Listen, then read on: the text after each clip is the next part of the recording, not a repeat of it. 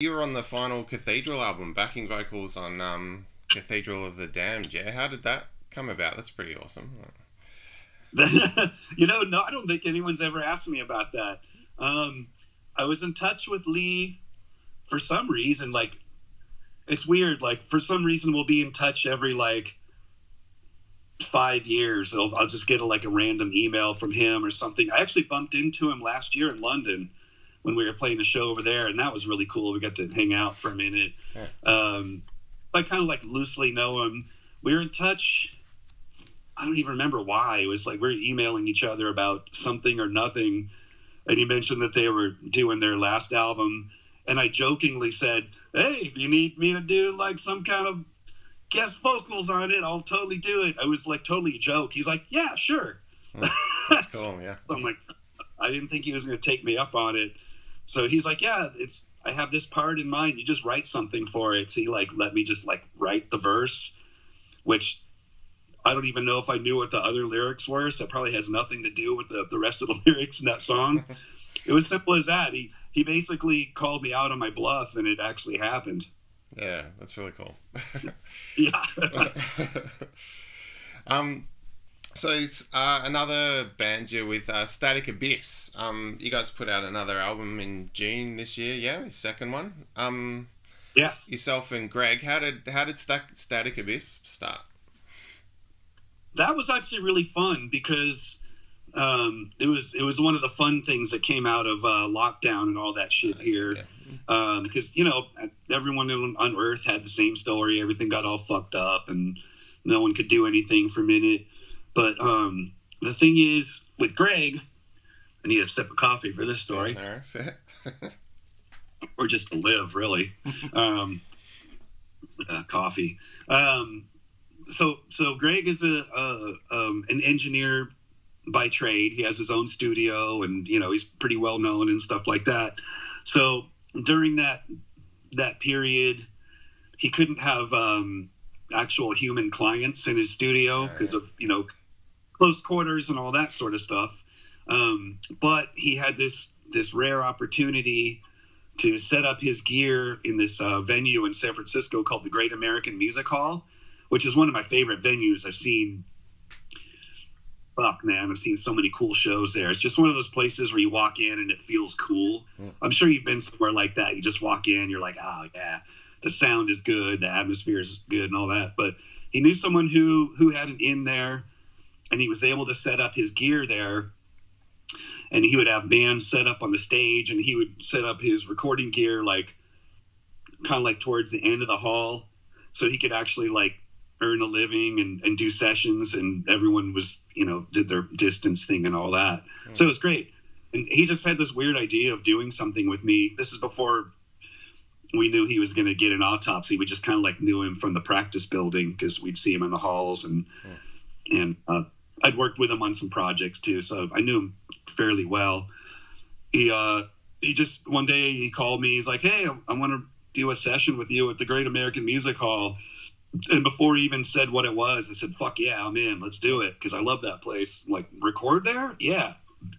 And I asked him what it was going to be, and he said, "I don't know." So that got my curiosity up. I'm like, "Fuck yeah, that sounds cool." I like the element of mystery here. So what it turned out to be was he already had drums set up on the stage, so I didn't even have to like bring my shit. I had not played drums for about a year and a half because of the state of the world, so I was really worried about sucking. So I went to the Autopsy practice room and just played drums by myself a couple of times just to get my chops up. As a drummer, if you don't play for a while, you get really terrible. Yeah. Just like the stamina aspect. So like I went to a practice room all by myself, which is really boring. I never played drums by myself. It's just like you look around, there's no one there. Like, man. And I was struggling to do even like a rock beat. I'm like, oh, it's been a year and a half. Both the drumsticks seemed like they weighed 10 pounds, right? So, but I did it for a few hours, and then I felt good enough to go and do something. Like, cool. So I showed up, met Greg over there, and he had like a few riffs recorded in his phone, and that was it. And he would just throw riffs at me, and then he'd just make up some on the spot. This is a very long answer, I'm sorry. No, that's good. Yeah. He would just like give me riffs, and I would like come up with a beat, and we would just sort of like Frankenstein a song together until it was a full song. And then we would like memorize it, like, okay, this is a whole song, cool. And then he would record it. Yeah. And then we would do another one just like that. So we did like 5 songs or something, not intending for it to be a band or an album. It was just kind of like an activity to stay sane and do something musical. And so it came out cool. And then we decided to do it again, like the next week or whatever it was, and do a few more songs that way. So we ended up with 10 songs or 11, whatever it is. And all of a sudden we're like, oh shit, we have an album's worth of this stuff. And it actually sounds cool. And we finished it off at his studio. He added all his crazy guitar stuff and bass, and I went and did vocals. And all of a sudden we had an album, and we came up with a name for it, told Peaceville about it. They heard it and they liked it, and they came out, and then we did it again. So 2 albums. Yeah, that's cool. Yeah, it was very, very, no rehearsal required. It was just like, make it up, record it, next song until it's done. It's actually, I've never worked like that before. It was really fun. That's cool.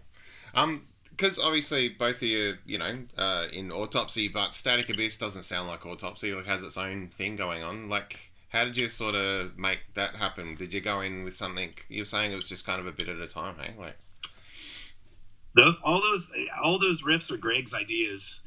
I mean, he's well versed in death metal. He's been around the block, for a long time. He's got, I don't know if you've familiarized yourself with his musical output, but he's got several bands that are, some are active, some are not. Like Deathgrave is very active. That's one of his bands. He's done other stuff like Leather Glove, which actually sounds a lot like Static Abyss with the crazy guitar layers and stuff. If you look at Leather Glove, like, oh, that's very Static Abyss-ish. Okay. Or he's got a band called Brain Oil.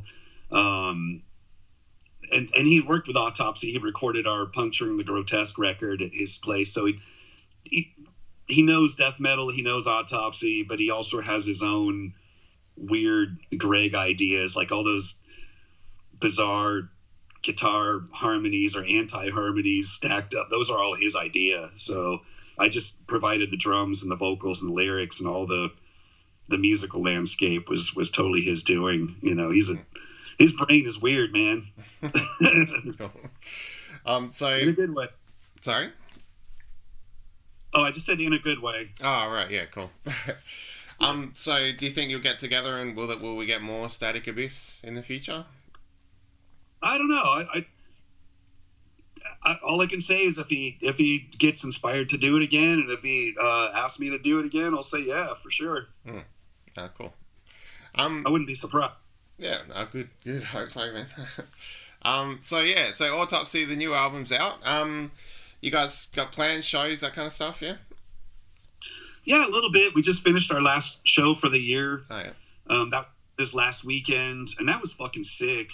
It was in Atlanta, Georgia, and it was insane.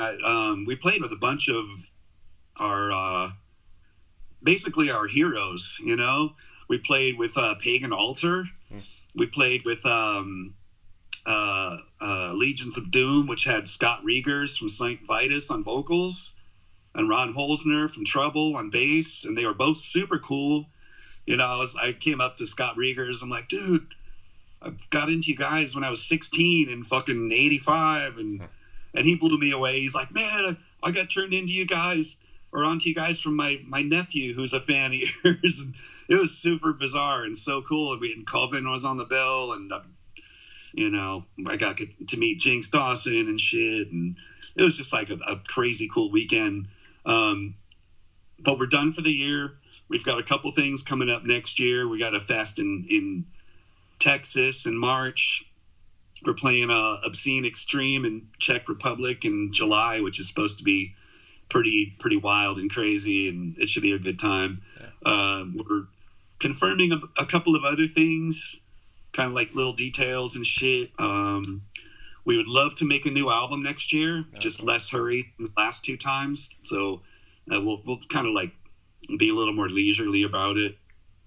Yeah, I don't know. We're sort of like putting the puzzle together for next year, slowly. But we'll definitely be up to all sorts of shenanigans, I'm sure. No, good. Awesome, man. Well, Chris, thanks heaps for your time. It's been awesome to chat, and hopefully you guys make it back to Oz, man. Like, it'd be cool to see Autopsy on stage over here, man. We would love to do it, man. Yeah. We're just waiting. We're waiting for an invitation. That's really all it comes down to, and we really got one. So maybe it'll happen. Who knows? We're hanging out here in the meantime. Yeah, cool, awesome. All right, cheers, Chris. Have a good one, man. Thanks a lot. You too. Go back to bed or something. Yeah. I'm gonna get ready for work, unfortunately. But anyway. I stopped drinking that Red Bull, man. I guess you're getting ready. That's right. Yeah. Cool. All right. Thanks, man. Have a good one. Yeah, you too. Good talking to you.